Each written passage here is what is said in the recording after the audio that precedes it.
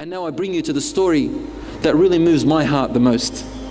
He is a man who was poor. Not only was he poor, he was a person who was very unattractive. In fact, the ulama or the sahabas used to describe him as hideous. Hideous. If a person looks at him, just wants to look away. So this man, Allah created him this way. Poor, no status in society, and hideous. And even his name was ugly. We're not meant to say that sahabas are ugly, a'udhu billah. They are beautiful. But the name that he had was an unattractive name. His name was Julaybib, radiyallahu anhu. This hadith is in Sahih Muslim, and part of it is also in At-Tirmidhi, which is completely authentic. Rasulullah sallallahu alayhi wa sallam saw Julaybib one day, and he had grown older in age. He said to him, "How are you, ya Julaybib?" That was such the case of Rasulullah sallallahu alayhi wa sallam. "How are you, ya Julaybib?" And Julaybib said, "Ya Rasulullah, do you think the only woman I'll get is in Jannah, in Hur al-Ain, inshaAllah?" Rasulullah ﷺ understood what he's trying to say, that he's never going to be able to get married in this life. Is he just going to die and just hope to meet Hur al-Ain? Is that Rasulullah ﷺ said, "No, bal fi dunya wal akhirah inshaAllah." You are going to get a woman from dunya inshaAllah, and also from the akhirah. In other words, I would have said, no, Hur al-Tin and then Hur al-Ain inshaAllah. Hur al-Tin means soil. Laugh. Someone laugh. And thank you, Akhil Karim. So Rasulullah ﷺ said, "Ya Julaybib, go to so and so a house and ask, they have a daughter."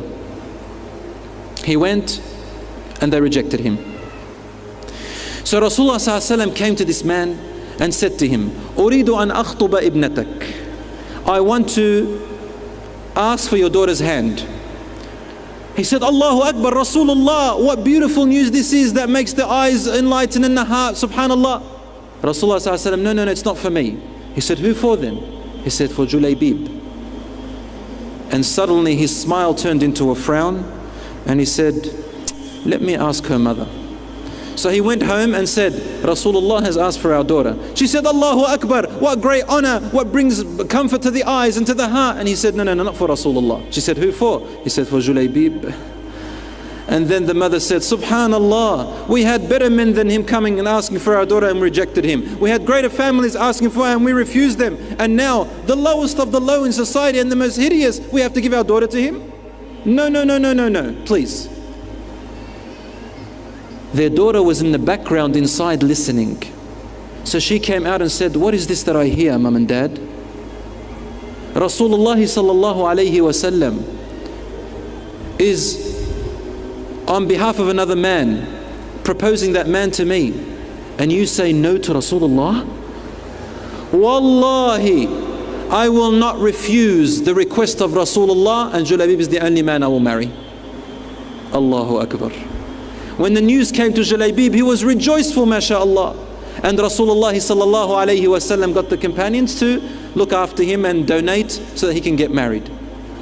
Time passed, and there was one of the battles. Then Julaybib was among the people who went into that battle. Rasulullah sallallahu alayhi wa sallam was there, and the battle, alhamdulillah, was victorious to the Muslims. And then he went out as he usually does and looks among the Sahaba. There were great Sahabas who had died, and he's asking, everybody's asking, "Where's my uncle? Where's my brother? Where's my son? Where's my so-and-so?" But Rasulullah sallallahu alayhi wa sallam was asking one question, "Ayna Julaybib?" Where is my Julaybib? And everybody would say, "We don't know, Ya Rasulullah." Nobody cares about Julaybib. Only Rasulullah sallallahu alayhi wa sallam cares about Julaybib. "Where is my Julaybib?" Everyone is saying, "I don't know, Ya Rasulullah." And they'll say, "Ya Rasulullah, have you seen my uncle?" He said, "No, but have you seen my Julaybib?" And they say, No, we don't know anything about him." So he went looking for him. And amidst the dead people, he finally found Julaybib radiyallahu anhu, dead on the ground. And around him, as a circle, there were 7 of the enemies dead around him. And Rasulullah sallallahu alaihi wasallam, when he saw this image, he stared at him and his eyes flowed with tears. He said, قتل سبعة من المشركين وقتل. قتل سبعة من المشركين وقتل. He killed 7 of the enemies of Islam and then he was killed. جليبيب مني وأنا منه. Julaybib is of me and I am of him. Julaybib is of me, and he repeated it 3 times. Julaybib is of me, he's one of my family, and I am one of his family. Then Julaybib had no other bed except the bed of the palms of Rasulullah sallallahu alayhi wasallam. Rasulullah sallallahu alayhi wasallam carried him on his own forearms. And he was crying. Then suddenly his crying turned into a smile. And he looked away. He went to Rasulullah sallallahu alayhi wasallam and buried Julaybib with his own blessed hands. And they asked him, Ya Rasulullah, why were you crying and then you were smiling and looked away?